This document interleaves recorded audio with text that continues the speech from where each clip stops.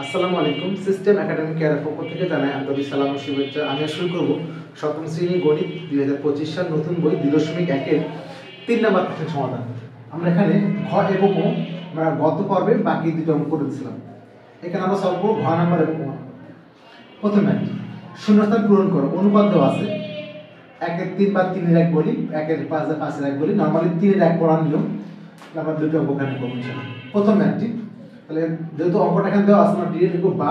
কেন বা লিখবো? এটা সমান, সমানুপাত মানে সমান বলা যায়। তাহলে এখানে 1/3, তাহলে এখানে একটু বড় করে লিখতে হবে, যেহেতু বড় দুইটা ভাগ আছে। এই আগে ভাগটা নেবেন 1/3 আর 1/5। এই দাগটা অবশ্যই বড় করে দিবেন, এই মূল দাগটা সমান দেন।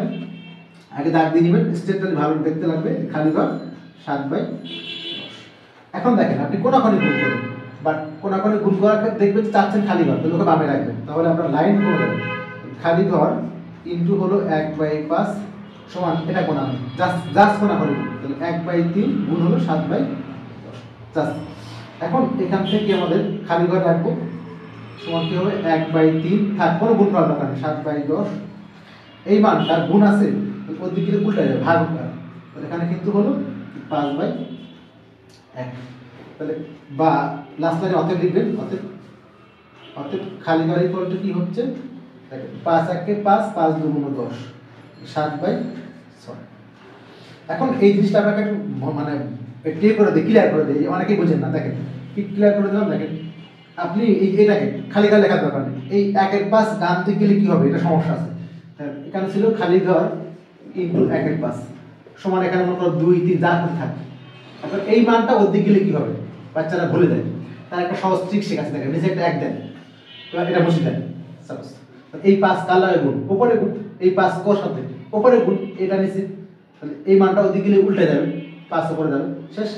এই 5 কোনাকুনি গুণ, তাহলে 5 করে যাবে, উপরে 1 নিচে, শেষ। আশা করি কখনো ভুল হবে না ইনশাআল্লাহ। তাহলে এখানে লিখতে পারেন সমানুপাত কি হতে, সমানুপাত কি বলছিল 1-এর 3 অনুপাত 1-এর 5 সমানুপাত খালি ঘরের মানটা কত, 7/6, 7/6 আর কত আছে এখানে 7/10। এই হলো আমাদের প্রথম ম্যাথ। আমরা যাবো দ্বিতীয়টি। কি আছে দেখেন, খালি ঘর, এটা সমানুপাত মানে সমান, তাহলে বা দিব। খালি ঘর বাই হলো 12.5 সমান দিব 5 আর অনুপাত, 5 অনুপাত হলো 25।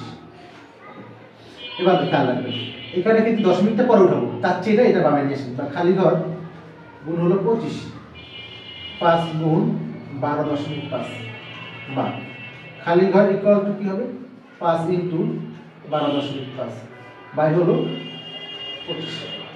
এবারে দেখেন এখানে নর্মালি দশমিকটা আপনি দুইভাবে করে দেবেন। এখান থেকে আপনি কাটতে পারেন 5-5-এ 25, আর কাটার দরকার নেই। অর্থাৎ লেখেন খালি ঘর ইকুয়াল টু হলো, ভাগ করে দেবেন 5, 25, 125। দশমিক এখন নাই মনে করেন, 5, 25, 125। দশমিক ডান দিক কয় ঘর, 1 ঘর, শেষ। ওকে।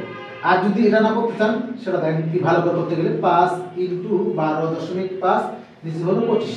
তাহলে আপনি দশমিক উঠাবেন, তার জন্য একটা 10 গুণ আর একটা 10 ভাগ, একটা 10 গুণ একটা 10 ভাগ।